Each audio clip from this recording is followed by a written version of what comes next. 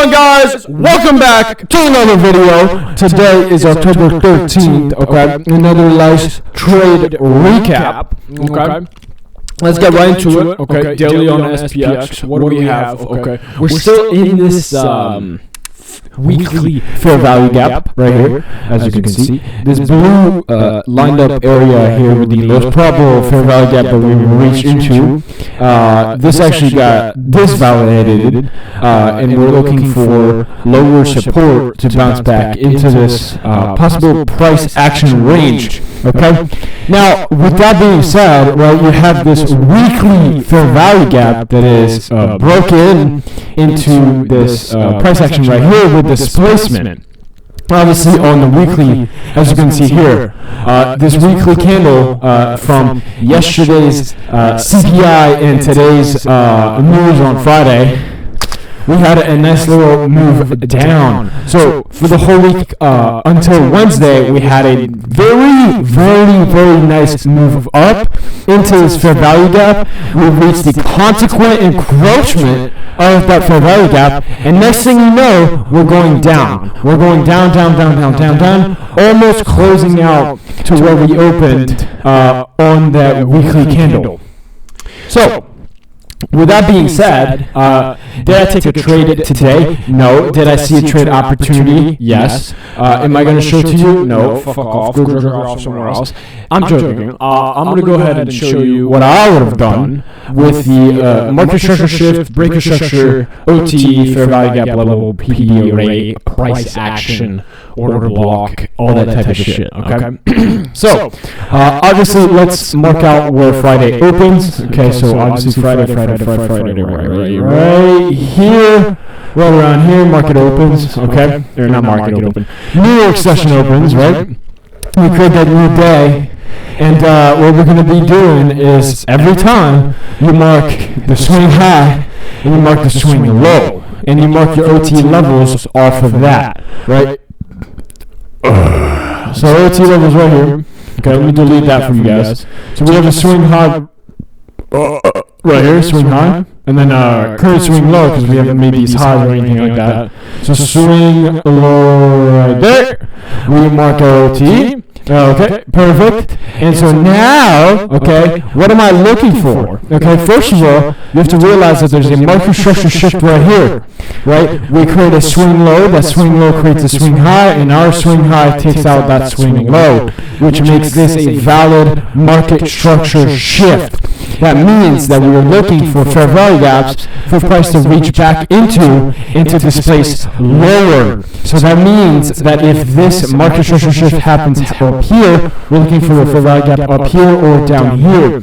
Although these fair value gaps that are here, as you can see, have been rejected for the price pre-market and aftermarket pre-market, and have been rejected, and we bounced off on Friday, so now we're going up. We validated this fair value gaps already, so we can trade right through, and now you're looking for fair value gaps up here, which is also in our golden zone of our OT levels, which means that we're looking for fair value gaps up here. As you see, I've marked two fair value gaps, and I'll show you exactly which one those are, how did I find them, and why did I choose them, okay?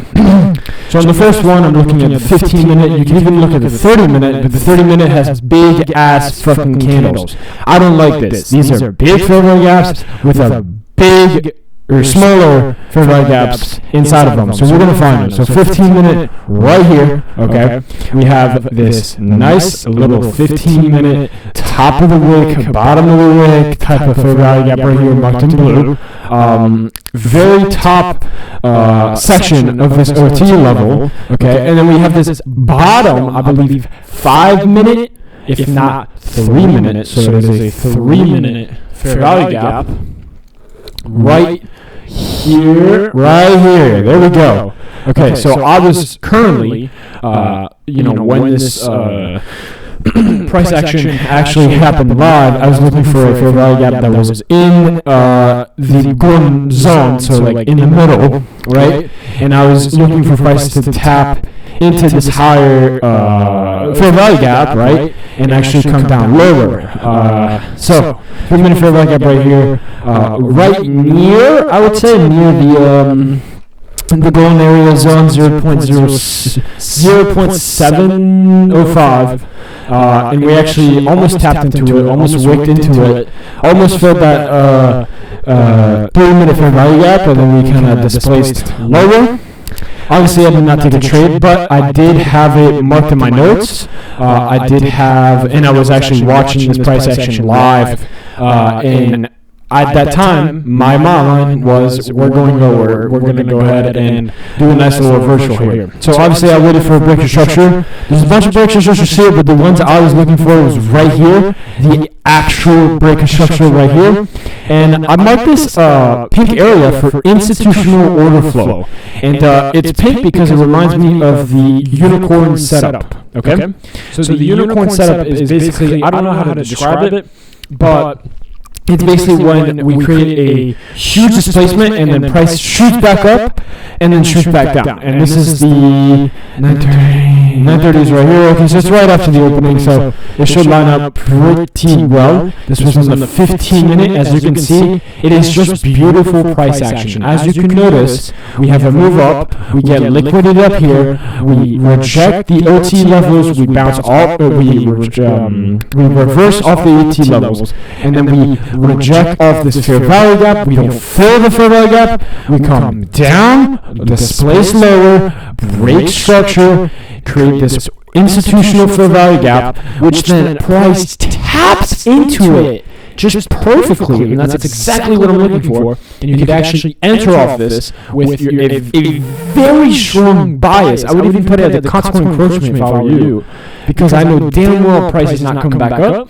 Obviously, if you're a smart trader, smart money trader, you would target these lows, right? Nice little 15-to-1 risk reward. You could actually have absolutely no stop loss here because you know damn well this shit's not coming back up. I would have a stop loss, but it would not be that tight, right? So come on, right? You target these lows.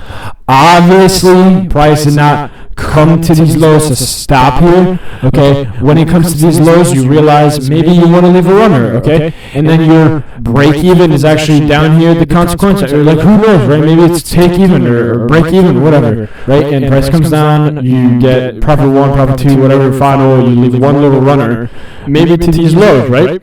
Because I believe if you look on the 1 hour, when we displace like this, right, we're actually looking for high target sell-side liquidity, right? Now, yes, this counts as sell-side liquidity.